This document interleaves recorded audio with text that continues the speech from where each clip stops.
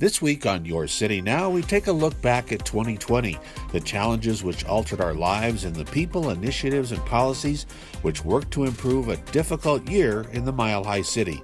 That's just ahead on Your City Now.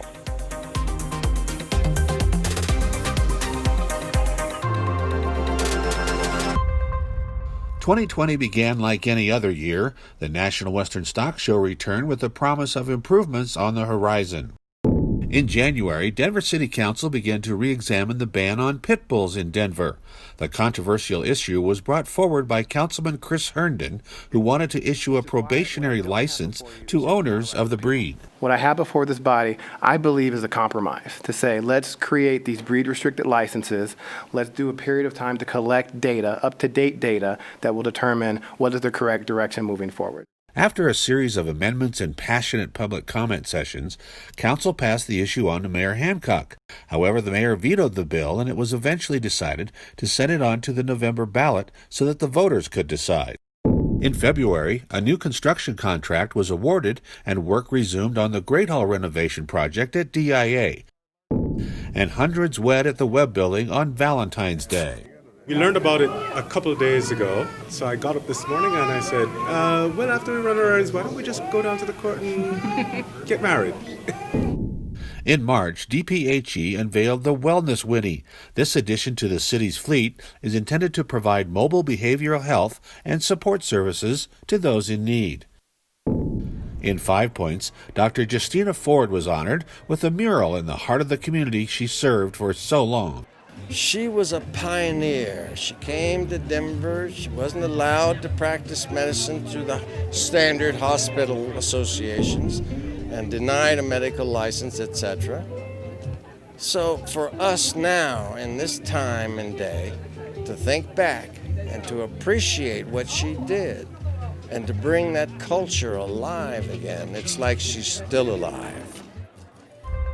By late March, the world became locked in the grip of COVID-19. The city quickly reinforced CDC safety measures to help slow the spread of the virus. In-person city services were suspended, and after lengthy discussions, Denver officials made tough decisions in order to ensure public safety. We are issuing a stay-at-home public health order for the city and county of Denver. People and businesses need to take physical distancing seriously if we're going to make meaningful impact on the spread of this virus. We can't let our hospitals get overwhelmed. The result of these protective actions put a financial strain on businesses and people across the city. The changes were not only tough on our wallets, but on our mental health as well. Everyone had to learn how to live with our new normal. City Council went virtual to ensure everyone's safety while still keeping the city moving. To help combat the spread of the virus, Denver established a COVID-19 testing site at the Pepsi Center. What the people of Colorado should know is that it's quick, easy, and free. Quick, easy, and free. Our community leapt into action. Individuals donated their time, facilities opened their doors, city agencies partnered with charitable organizations to gather and deliver supplies to those in greatest need. We really wanted to bring resources to our community. We started with 100 food boxes, in which now we serve over 10 tons of food per event. So we are here. We hear you and we got you. 300,000 pounds of food will go out and it'll literally touch thousands of people. So we've got partners that pick up, take it to the neighborhoods, but today we'll have probably 200, 300, maybe 400 cars full of families and kids pull through the Pepsi Center. We celebrated the unwavering commitment of our healthcare providers and frontline workers. We stopped every night at 8 p.m. to howl in support of their efforts. Children left chalk messages of hope on the city sidewalks. The Denver Zoo delivered flowers to medical workers, and we watched in awe as the U.S. Thunderbird streaked across the sky. It was also a year marked by social unrest, as protesters took to the streets for social justice and equality for everyone. City Council declared racism a public health crisis in June. This doesn't change any of our policies, but words matter. It matters that for the past 5 years on the City Council, we haven't had an acknowledgement of what is America's original sin. It's our greatest sin. Additionally, the Stapleton neighborhood was renamed to Central Park, and a host of volunteers turned out to help clean up Civic Center Park after the demonstrations.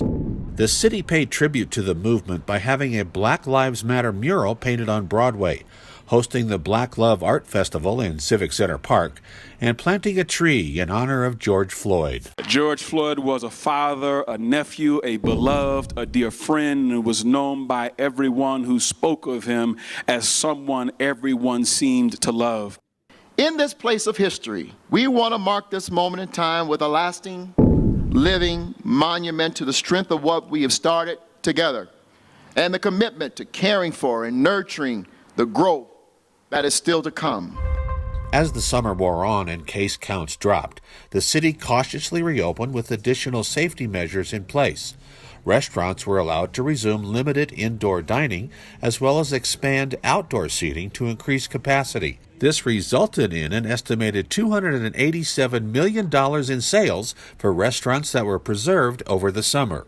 The city closed streets and limited vehicular traffic in the parks to promote physical distancing. Denver Days kept its tradition alive by staging a series of parades in each council district. Film on the Rocks, a favorite summer activity at Red Rocks, took it old school by converting to a drive-in theater experience as summer came to an end. In November, Denver voters said yes to a package of ballot measures that changed the city charter and gave Denver City Council new ways of challenging the city's strong mayoral system of government, including the authority to hire professional services, including legal counsel, without executive branch approval, the authority to approve mayoral appointments, and the power to initiate appropriation of new revenue and excess revenue in the budget. And voters didn't forget some of our best friends as they approved Measure 2J, which, after a 30-year ban, allows pit bulls in Denver with a registration, a microchip, and a vaccination. A measure that would raise city sales taxes by 0.25% to clean up the city's climate footprint was also approved, as well as another sales tax increase by the same rate for homelessness relief programs. Through it all, the city continued to make improvements toward affordable housing and help for those experiencing homelessness. The Department of Housing Stability stood up 2 shelters at the National Western Complex and at the Denver Coliseum to provide services for those experiencing homelessness while keeping them safe during the pandemic.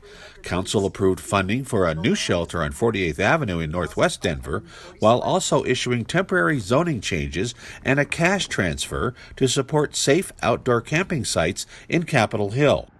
Additionally, a number of affordable housing options opened around the city, and over 3,000 affordable units are either under construction or will break ground within the year. And so thank you to everybody who's making that happen here in Denver and to the people of Denver for supporting affordable housing as critical infrastructure in our community. City Council elected its first ever all-female leadership as Stacy Gilmore and Jamie Torres were chosen as President and President Pro Tem, respectively. City Park Golf Course reopened after a 3-year reconstruction process. 2 neighborhoods were reunited after the opening of a pedestrian bridge over a rail line in Elyria, Swansea.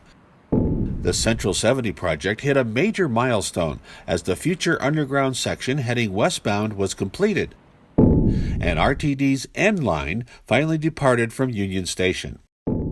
Chaffee Park became the first area in the city to receive a neighborhood-wide zoning change, allowing for accessory dwelling units at every residence. The mayor appointed Elias Diggins as sheriff and Desmond Fulton as fire chief. City Council honored a legend of its ranks, Kathy Reynolds, who passed away in late November. Thank you so much for remembering her. I always will. Thank you. We ended this unforgettable year with the news of the first COVID-19 vaccines being approved and distributed for our frontline workers. What this next year will bring is anyone's guess. There is no denying a collective hope for the future of the Mile High City. You can catch new episodes of Your City Now every Friday. And Happy New Year, Denver!